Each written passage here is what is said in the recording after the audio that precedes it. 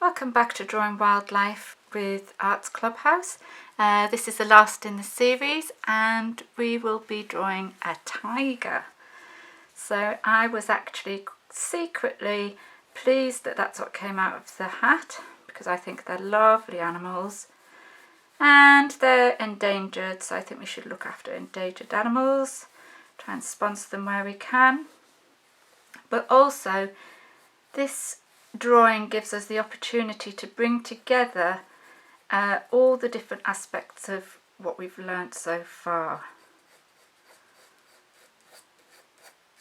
So as we know, number one thing to do is draw our structure. Think about what shapes lie beneath the surface, and in this case we have a quadruped, so we know we're going to put a rib cage in. We're going to do that big front muscle. Then we have the big rear muscle. And this time it's kind of stretched out to the back, so I'm going to do it at a slight angle. Something like that.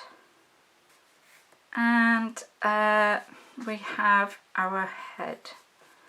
Now this kind of comes along on a straight neck here. All the things we learnt about the head, we're going to put the circle in the background to build our structure, kind of like the skull. Obviously you'll be doing this very lightly, not super heavy like I'm doing.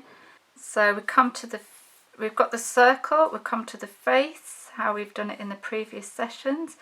Now our eyes are fairly far apart, or is a circle. We've got quite a broad forehead here, and then we've got a rather longish muzzle to the nose, which is a triangle, and the nose almost sits to the end of this curve here, so we just draw that in as it is. Then we've got this with a cat, or any kind of cat really, we have this kind of extra circle around the edges, and we've got its lower jaw here. It's got curved ears, so we just pop those in. And because we are so expert at doing this now, that hasn't taken us very long at all. We start to see the base structure of its face.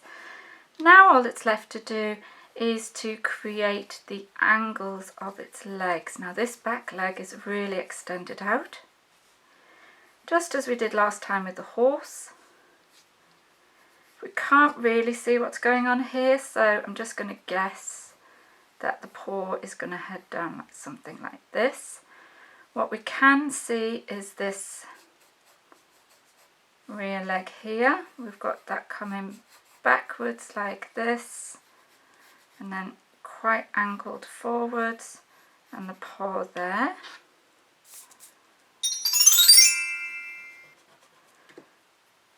Just going to take another quick look at those proportions. Circle. Let's go with it for now. We can always adjust it as we're working on that area. We have a joint here which almost comes straight down, and our paw on the ground, and then the front leg comes around here, sort of got a joint here, and then it's really stretched out in front, and we've got our big paw there. So building on from our structure, let's now put into place the outline. So we've got the neck coming along here, and as we've already mentioned, there's this kind of big shoulder bone here. And then the back comes along more or less straight for a little while, and then comes around this big joint here.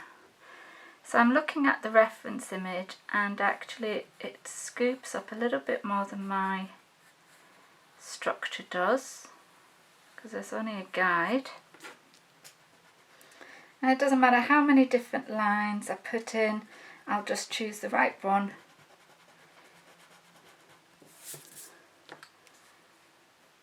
at the end, which I think is that one. We've got quite a straight line coming down the back here until it really swoops out to this joint here. Now this bit we can't see, but I'm just going to anticipate that it's something like this, based on what we're seeing in the other paws, or we can draw that bush in. Then this front line comes all the way across here, right into the front of this big muscle there. Something like that. And then we can definitely see this back leg, so it comes from about here, around the joint, comes from underneath here, comes in a little bit for the knee. I'm calling it a knee, I don't know what they're called in tigers. And straight down, not straight down at all. And then quite a 45-degree angle across here with that pad underneath there, shading, and the pad itself.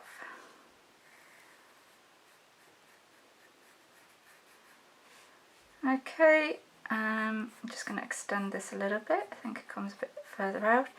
Then we have a sort of a big, long, kind of barrel-y tummy, drooping down a bit. And then here we have the line coming around our shoulder muscle, and the leg comes straight down. It's got a knobble there. Then we've got this front part coming around there slightly to create a sort of a triangular leg, and the paw on the end there. And last but not least, we've got the front leg. So it starts a little bit down from here, and this is really extended, and actually this one seems to be the most chunky out of them all. It kind of comes around this joint here, either side of that, and we take it at the same angle, and then we've got that nice big paw lifted up so we can see a little bit underneath. Keep looking at your reference image. Something like that, and then we've got the ground there. Don't forget the tail, kind of comes from here, swoops up and over, narrows a little bit at the end, and just comes into the shape here. A little bit of bottom there. Okay, so we've got our main shape for our tiger. This bit's coming into his jaw area. We'll come to the face in a moment. And now we can, just going to make that a little bit smoother. It's not so exaggerated on the reference image. And now that we've got the shape that we want to have, I'm going to rub out my guidelines.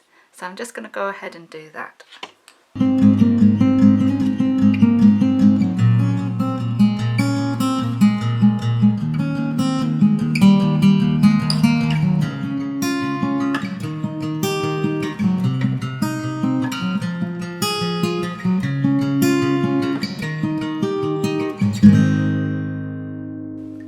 So there we've got our rough outline, and now we need to concentrate on the face, and we're going to start with the eyes, just like we've done in a previous session.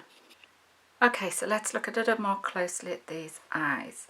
How have we tackled it before? Sharpen your pencil, get a really nice sharp point, I'm going to position my eyes a little bit further apart and a little bit lower down, starting with the circle, make them both the same size. So here we have the same way that we approached it previously.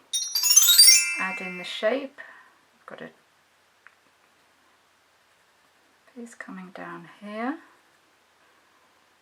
and a piece coming here, and then this sweeps across the eye.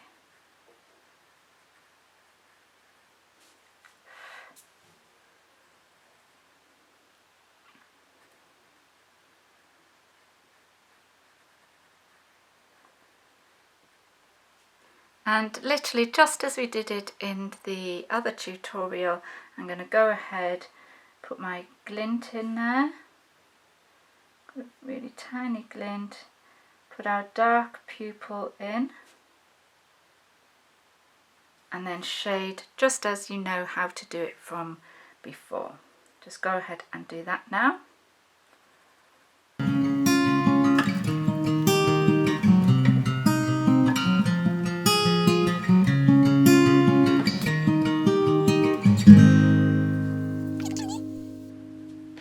Next we're going to lift some of these guidelines and create the shape a more exact shape. Lift them slightly so I can still see them, and create this dark area underneath the nose. We've got a dark area in the mouth here.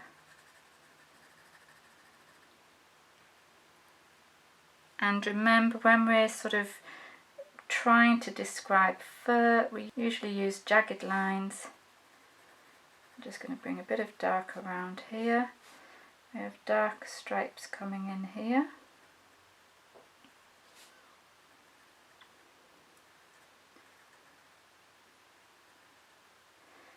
%, need a sharper pencil for that.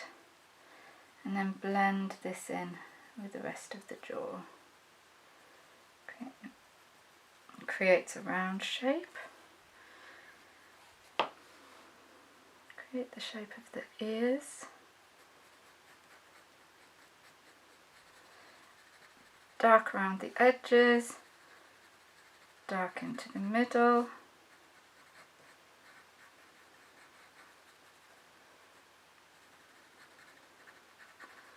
So that gives us a basic idea of what we're dealing with here. Now you'll notice I haven't done any shading on the fur. So what I thought I would do is I'm going to ignore the obvious stripes to begin with, and I'm going to mark out the areas, just like we did with the wolf, that are going to stay light underneath the stripes. So we've got a white area here, white around the muzzle, white around the eye, right above the eye. So there's quite a lot of white on this face. I'm going to leave that white as I've drawn it there, and then that's kind of mirrored on the other side. It comes above the eye, white around here, a little bit of white under the eye, and then the orange just comes up around the cheek a little bit. Then it goes on to describe the shape of the nose, and then all this is kind of white around here, which we'll come to shortly.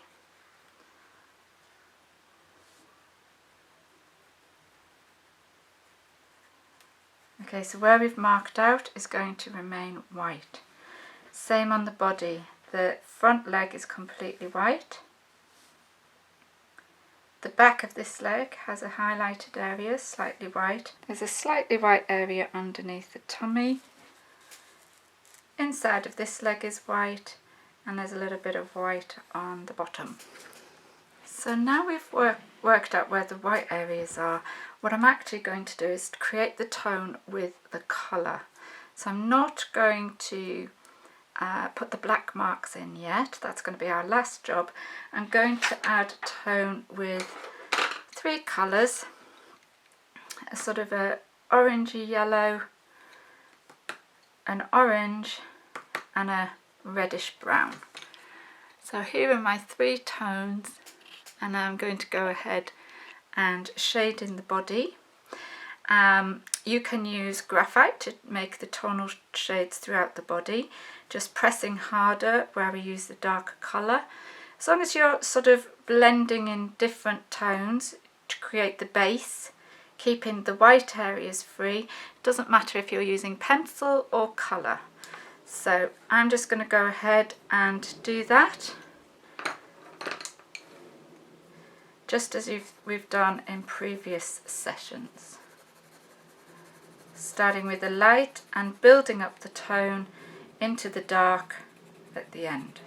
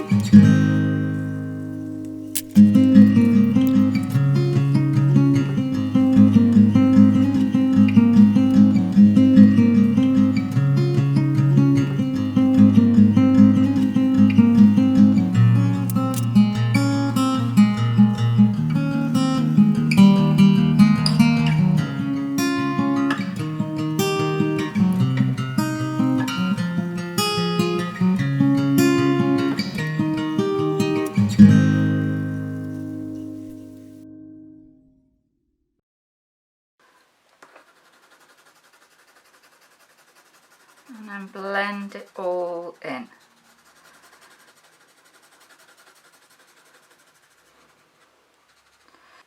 So now we've got that sandy browny orangey base with some sort of low lighted areas of shade. We can now go ahead and add all the dark areas, all those really dark stripes, to really give it that tiger look. So I'm going to use my pencil because I don't have a black colour pencil. You use a black pencil, colour pencil if you have it. Don't worry too much if we're not getting the stripes exactly as we see in the image, because every tiger has individual stripes, so they're not all the same. It won't spoil our image if we don't get them exactly right. But I am going to spend a lot of time looking at the reference image to see where the stripes go. I suggest you do the same. Maybe we work together on the face, lift off our guidelines.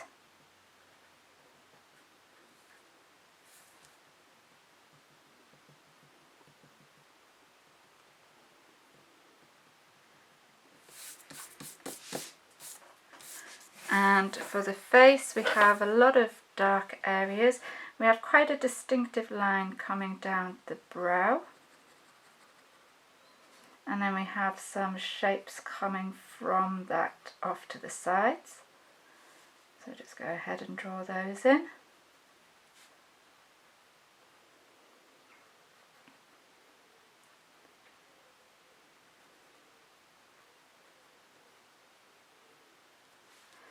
Then we have a distinctive mark over each eye, which blends in a little bit with this area.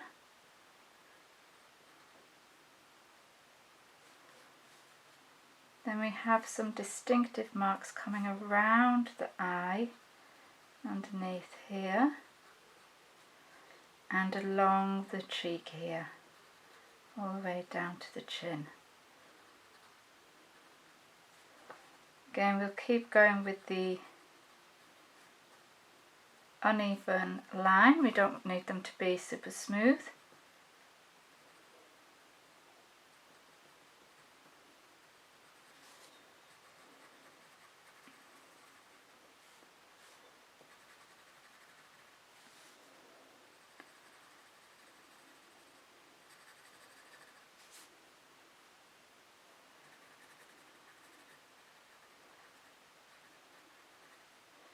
totally random,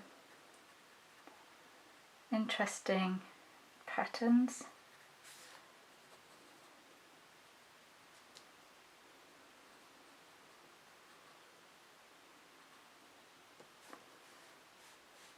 And then some fuzzing on the edge there.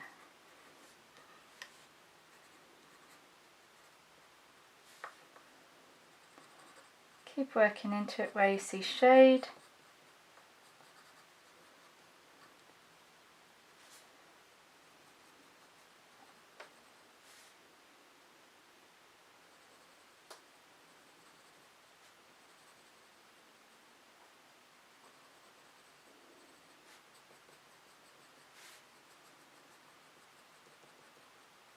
Something like that. And then I'm just going to go ahead and do the rest of the body with the same idea, just random shapes but with this jagged line to create that kind of fur texture.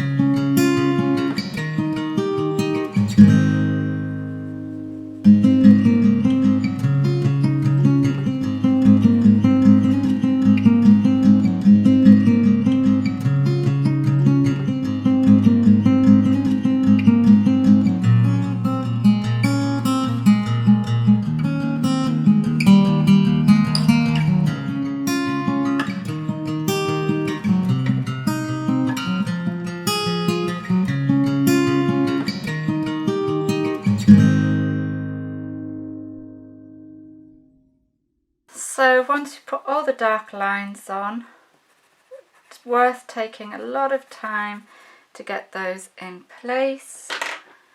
Just a flash of colour in the eyes. And there we have our tiger. So just to recap, we did the shape of the body with the shape of the rump and the shoulder muscles as we've done before, checking out the diagonal angles of the legs. Same as we did with the portraits, we did the head, divided it into shapes and paid close attention to the eyes that we've looked at very closely. General all over shading with the colour, and then taking our pencil or our black colour pencil, adding in all these markings. And it's really worth taking a long time to get those markings right, because I think the effect is what gives it its fur look. Okay, and just goes for me to say thank you so much for joining me again for this series. If you'd like to join me for the next series, please let me know and I can add you to the mailing list. In the meantime, please enjoy wildlife, please enjoy drawing, and if you can, enjoy drawing wildlife. Okay, thank you and take care, bye bye.